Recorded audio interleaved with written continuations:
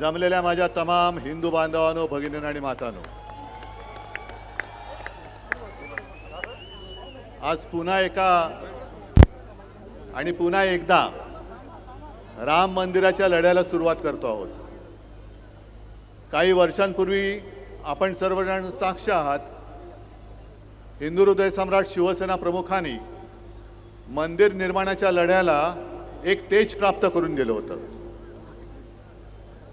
आज मला थोडं नाही म्हटलं तरी वाईट वाटते की मंदिर उभं जरूर राहिलं, पण नवा लढा जो म्हणतोय तो त्या मंदिराच्या रक्षणाचा आपल्याला सुरू करावा लागतोय। मी पहिल्या प्रथम या मंदिराच्या सर्व ट्रस्टींना, सर्व गुरुजींना धन्यवाद देतोय। त्यांनी मनापासून सहकार्य केलं। नुसतं सहकार्यच नाही तर आशीर्वाद सुद्धा दिलेत। आणि या कार्यक्रमासाठी ज्या ज्या शिवसैनिकांनी मेहनत केली त्यांना सुद्धा मी धन्यवाद देतोय। संजय राऊत तर सोबत आहेतच। आज सकाळी संजय राऊतांचा फोन आला, मला म्हणाले उद्धव टेलिप्रॉम्प्टर ठेवायचं का? म्हटलं का नाही, कारण मुख्यमंत्र्यांनी आव्हान दिले उद्धव ठाकरेंनी रामरक्षा बोलून दाखवावी। मी आज त्यांच्याच गावात येऊन सांगतोय की फडणवीसजी, रामरक्षा म्हणणं जरी तुमचं काम असलं तरी रामरक्षा करणं हे आमच्या राम भक्तांचं काम आहे। आम्ही रामरक्षक आहोत, मनामध्ये भाव नाही आणि रामरक्षा म्हणताय म्हणजे मनी नाही भाव आणि देवा मला पाव, हे आमचं हिंदुत्व नाहीये। आज सकाळी नागपूरसाठी निघाल्यानंतर पहिली बातमी जी आली ती दिल्लीतून आली की गेले जवळपास 20 दिवस देशातल्या तरुणांच्या भविष्यासाठी सोनम वांगचुक जे उपोषणाला बसले होते त्यांची कशा पद्धतीने उचलबांगडी केली, काय जणू काय एखाद्या अतिरेक्याला पकडावं तसं पोलीस घुसले, चादरी बिदरी टाकल्या आणि उचलून घेऊन गेले। तो दिपके तिकडे बसलाय, त्याला पण मारहाण केली, त्याच्या अंगावर शाई फेकली। आणि ज्या पद्धतीने सरकार वागतंय, मी प्रभू रामचंद्राला हेच विचारलं की श्रीराम आहे काय झाले? ज्या भाजपनी तुझ्या नावाने मतं मागून सत्ता मिळवली त्या भाजपच्या अंगात श्रीरामाच्या ऐवजी सैतानाचा आत्मा घुसलाय की काय? हे यांचं माणुसकी गेली बाजूला, पण यांच्यातला सैतान कसा काय जागा झाला? एवढे कसे सत्ता पिपासू झाले? आणि मोहनजी भागवतना मला विचारायचंय, कारण हे नागपूर आहे त्याच्यामुळे आलोय तर जरा एक दोन प्रश्न विचारले पाहिजेत की भागवत साहेब, ज्या पद्धतीने हे भाजप सरकार वागतंय, मंदिरं लुटली जात आहेत, विद्यार्थ्यांशी कशा पद्धतीने वागतायत हे तुम्ही बघितलंय, पेपर फुटतायत, पक्ष तर फोडले जात आहेत, पण आता मंदिरातल्या तिजोऱ्या फोडल्या जात आहेत। हेच हिंदू राष्ट्र तुम्हाला अपेक्षित होतं काय? आमचं हिंदू राष्ट्र हे नव्हे, आमच्या हिंदू राष्ट्रामध्ये रामराज्य अपेक्षित आहे, आम्हाला शिवशाही अपेक्षित आहे। गोरगरिबांना, महिलांना, विद्यार्थ्यांना, तरुणांना न्याय देणारं हे खरं आमचं हिंदू राष्ट्र आहे। कॉन्ट्रॅक्टरना अभय देणारं हिंदू राष्ट्र आमचं असू शकत नाही। आणि म्हणून भागवत साहेब, तुम्ही जे याच वर्षी फेब्रुवारीमध्ये बोलला होतात की या देशातले मुस्लिम सुद्धा हिंदूच आहेत आणि हिंदूंनी 2 ते 3 अपत्ये जन्माला घालायला पाहिजेत, बोलले होते ना रे? मग ही अपत्ये जन्माला घातली, जी अपत्ये घातलेत आणि परीक्षेतले पेपर फुटलेत, अनेकांनी आत्महत्या केल्यात, त्यांचं पहिलं काय करणार? आणखीन अपत्ये जन्माला घालून पुन्हा त्यांनी तुम्ही तसेच चिरडणार आहात? हे हिंदू राष्ट्र आमच्या संकल्पनेतलं नाहीये, हे अजिबात नाही। आणि मला तेही दिवस आठवत आहेत ज्या वेळेला बाबरीचा लढा झाला होता आणि बाबरीचं पतन झालं, बाबरी पाडण्यात आली। हे आज सत्तेवर बसले त्यापैकी एकही कोणी छाती पुढे काढून आला नव्हता, तेव्हा फक्त एकमेव हिंदू हृदय सम्राट उभे राहिले होते। कारण भाजपवालेच तेव्हा म्हणत होते की हे आमचं काम नाही, असेल तर शिवसैनिकांचं काम असेल। मला वाटतं संजय राऊत तुम्ही फोन केला होता,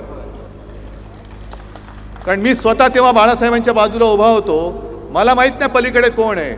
म्हणजे संजय राऊत आहेत का? मला एवढं कळलं एक पत्रकार आहेत आणि बाळासाहेबांनी उत्तर दिलं होतं की जर हे काम माझ्या शिवसैनिकांनी केलं असेल तर त्यांचा मला गर्व आहे आणि गर्व से कहो हम हिंदू है, ही घोषणा त्यांनी बुलंद केली होती. अनेक कारसेवकांनी तुरुंगवास भोगला, अनेकांनी बलिदान केलं, अनेक जण त्यावेळेला झालेल्या पोलीस अत्याचारामध्ये कायमचे अपंग झाले. बाळासाहेबांनी जो धोका डोक्यावरती घेतला होता, अनेक जणांनी जे बलिदान केलं, हे यांच्या चोरांच्या पोटापाण्याची सोय करण्यासाठी नव्हतं केलेलं. मंदिर वही बनाएंगे, कशाला? बनाने के बाद लुटने के लिए. आम्ही आहोत ते मंदिर लुटारूंच्या विरुद्ध आहोत. फडणवीस साहेबांना सांगायची की आमची चेष्टा टिंगल मस्करी करण्यापेक्षा तुम्ही मंदिर लुटणाऱ्यांच्या बाजूने आहात की राम रक्षा करणाऱ्यांच्या बाजूने आहात ते पहिले स्पष्ट करा. हे आंदोलन म्हणजे राम रक्षा पाठ आहे की नाही बघण्याचं आंदोलन नाहीये. हे एखाद्या वर्गाच्या मॉनिटर सारखं बोलू नका. राम रक्षा पाठ आहे की नाही.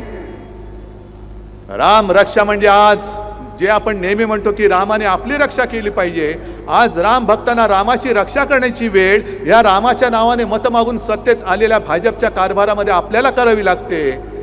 याच्यासारखं हिंदूंचं दुर्दैव कोणतं? आणि कोणतं असं क्षेत्र आहे की ज्याच्यामध्ये भ्रष्टाचार नाहीये? केदारनाथच्या मंदिरात चोरी झाले, बद्रीनाथच्या मंदिरात चोरी झाले, उज्जैनमध्ये जमीन घोटाळा झालेला आहे, अयोध्येमध्ये जमीन घोटाळा झालेला आहे. अयोध्येमध्ये सुद्धा मंदिराच्या नावाने स्वस्तात जमिनी घेतल्या गेल्या आणि शतपटीने किमती वाढून ट्रस्टला विकल्या गेलेल्या आहेत. हे मी नाही म्हणत, बाकी सगळे म्हणतायत. अनेक जण जे साधू आहेत ते आज राग व्यक्त करतायत, संताप व्यक्त करतायत. आणि एका साधूने तर सांगितलं हे तो मंदिर नाहीये, हे तर म्हणे पैसा गोळा करण्याचं केंद्र झालेलं आहे भाजपचं, ATM.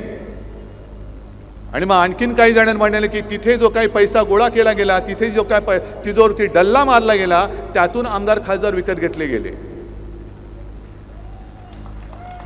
आज मला त्या गद्दारांना सुद्धा बोलायचंय, विचारायचंय. माझ्यावरती आरोप करत होतात बाळासाहेबांचे विचार सोडले. अरे मी बाळासाहेबांचा विचार घेऊन आज सुद्धा ठामपणाने उभा आहे.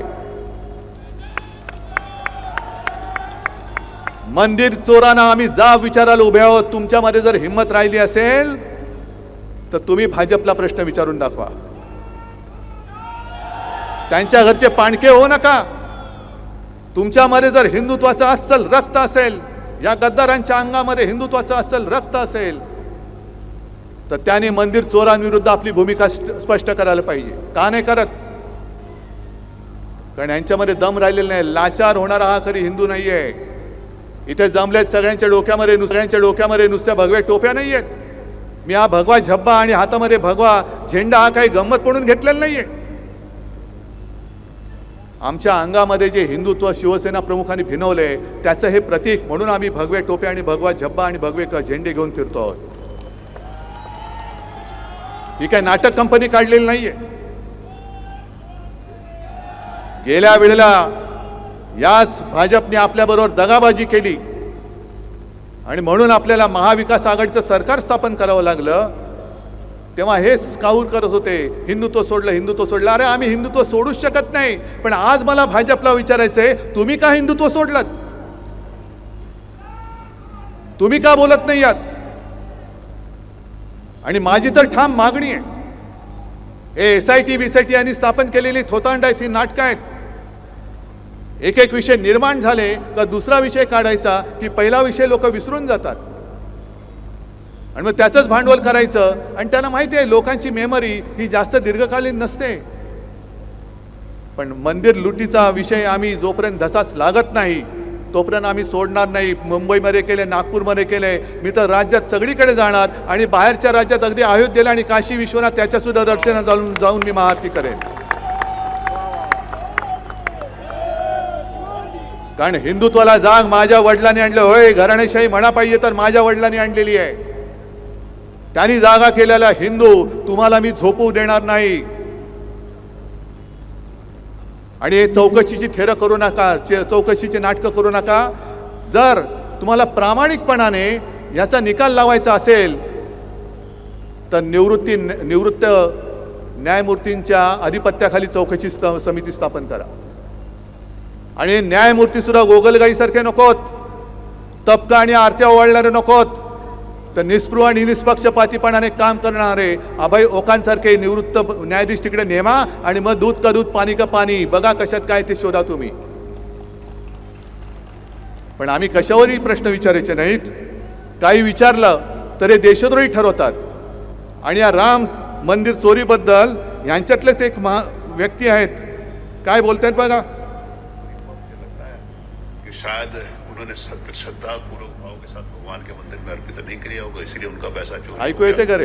हमारा पैसा चोरी नहीं हुआ, हमारा पैसा मंदिर में लगा है. और थोडक्यात सांगतो तुम्हाला, उत्तर प्रदेशचे हे विधानसभेचे अध्यक्ष आहेत सतीश महाना, आणि ते म्हणतायत की ज्यांनी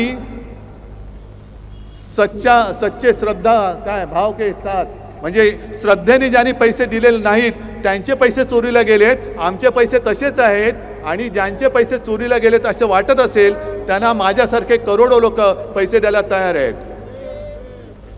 राम मंदिर ही तुमच्या बापाची जागीर नाहीये. आम्ही सुद्धा राम भक्त आहोत. आणि तुम्हाला सगळ्यांना लक्षात असेल की 2 वर्षापूर्वी 22 जानेवारीला अयोध्येमध्ये जेव्हा राम मंदिराचं लोकार्पण झालं होतं, मोदी बसले होते तिकडे, एकही शंकराचार्य त्यांच्या सोबत नव्हता. आणि तेव्हा आपण कुठे होतो? आपण नाशिकच्या काळाराम मंदिरामध्ये होतो. ज्या काळाराम मंदिराचा इतिहास असा आहे, डॉक्टर बाबासाहेब आंबेडकरांनी मंदिरात प्रवेश, हा राम तुझा नाही, हा राम माझा सुद्धा आहे आणि त्याचं दर्शन घेण्याचा अधिकार हा माझा आहे, मला सुद्धा आहे, मला तो मिळालाच पाहिजे म्हणून सत्याग्रह केला होता. तेच ते राम मंदिर. आणि दुसऱ्या दिवशी 23 जानेवारीला मी जाहीर सभेत बोललो होतो, आम्ही जय श्रीराम जरूर बोलतो, जय शिवराय जय श्रीराम, पण आम्हाला राम पाहिजे तो भाजप मुक्त राम पाहिजे. त्या आंदोलनाची सुरुवात आहे भाजपा मुक्त राम. आणि ही चोरी, हा दरोडा हा केवळ दानपेटीवरचा नाहीये, तर हा दरोडा तमाम हिंदूंच्या भावनेवरती, तमाम हिंदूंच्या श्रद्धेवरती घातलेला या मंदिर चोरांनी घातलेला दरोडा आहे.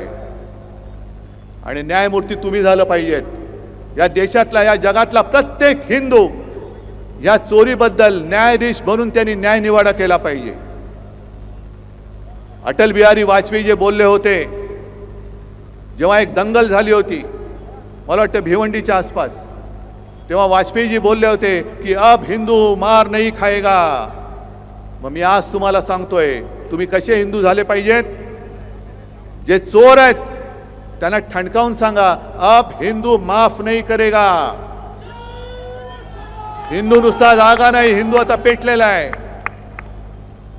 आज आम्ही सगळ्यांना आमंत्रण दिले होते.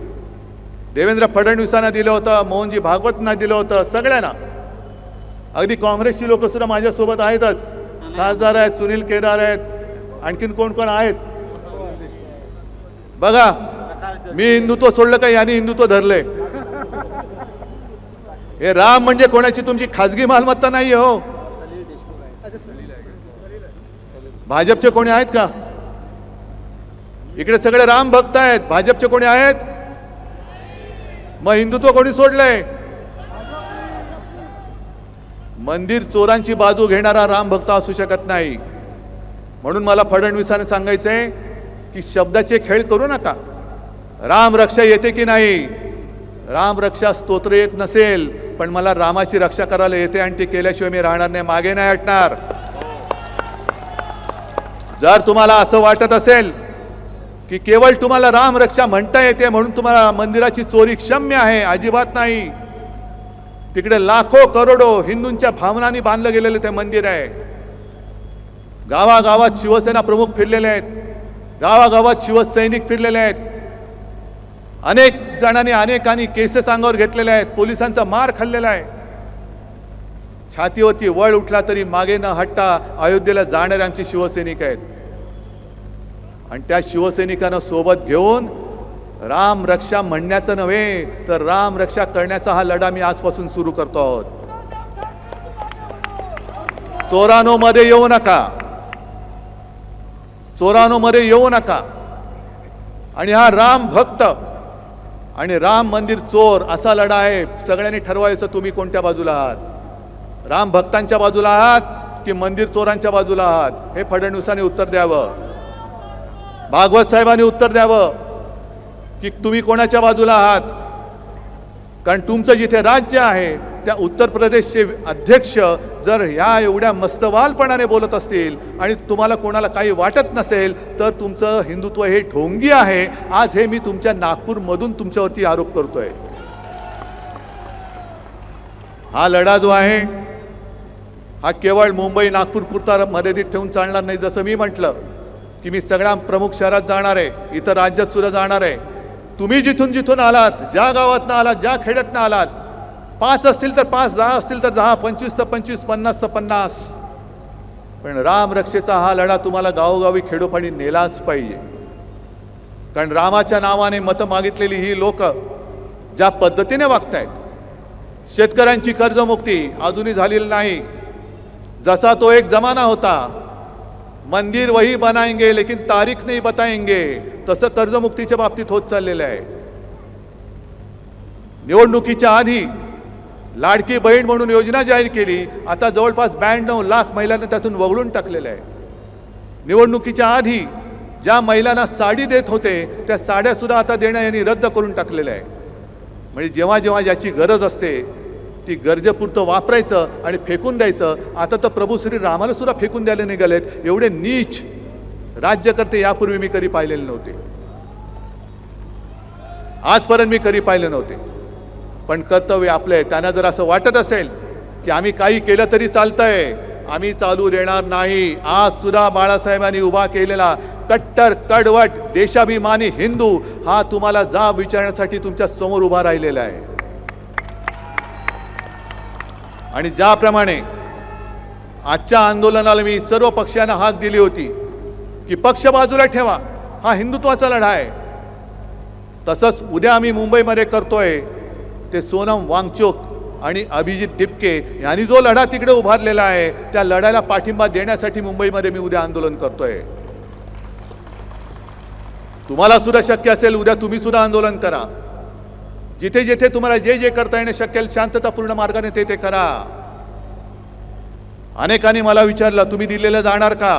म्हटलं जरूर जाईन, पण नुसता कोरड्या शब्दांनी त्यांचं मी समाधान करायला जाणार नाही. पहिले इकडे मी आंदोलन करेन, पहिले मी त्यांना इकडे पाठिंबा रस्त्यात उतरून दाखवेन आणि मग मी त्यांना भेटायला जाईन. कारण सोनम वांगचुक हे 20-25 दिवसापूर्वी, आता उपोषणाला 20 दिवस झाले, त्याच्या आधी 8-10 दिवस म्हणजे गेल्या महिन्यात ते घरी येऊन मला भेटून गेले. अभिजित दिपकेशी सुद्धा माझं बोलणं झालेलं आहे.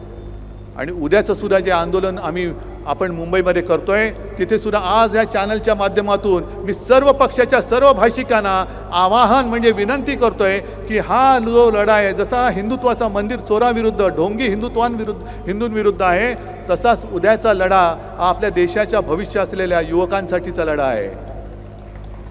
मी तिथे जात पात धर्म मानत नाही. ज्यांना युवकांबद्दल आस्था आहे, ज्यांना ही दडपशाही चाललेली ती मंजूर नाही आहे, ते सगळेजण उद्या तिकडे यावेत. हे आमंत्रण मी आज या चॅनलच्या माध्यमातून सगळ्यांना देतोय.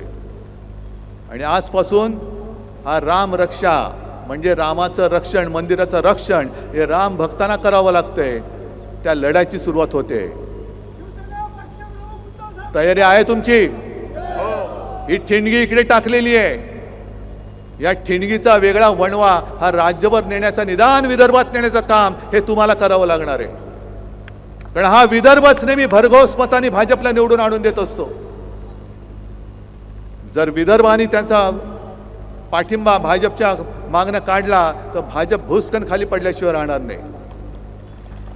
आणि का काढणार नाही, केवळ हिंदुत्व म्हणून नाही तर शेतकऱ्यांची फसगत होते, बहिणींची फसगत होते. आणि हिंदुत्वाचं ढोंग घेऊन सत्तेवर आलेली ही लोक यापुढे आम्ही तुम्हाला मत देणार नाही. आम्ही जय शिवराय आणि जय श्रीराम बोलणारे अस्सल कट्टर हिंदू आहोत हे दाखवून द्या आणि भाजपला त्यांची जागा दाखवून द्या एवढीच विनंती करतो आणि आपली रजा घेतो. जय हिंद, जय महाराष्ट्र.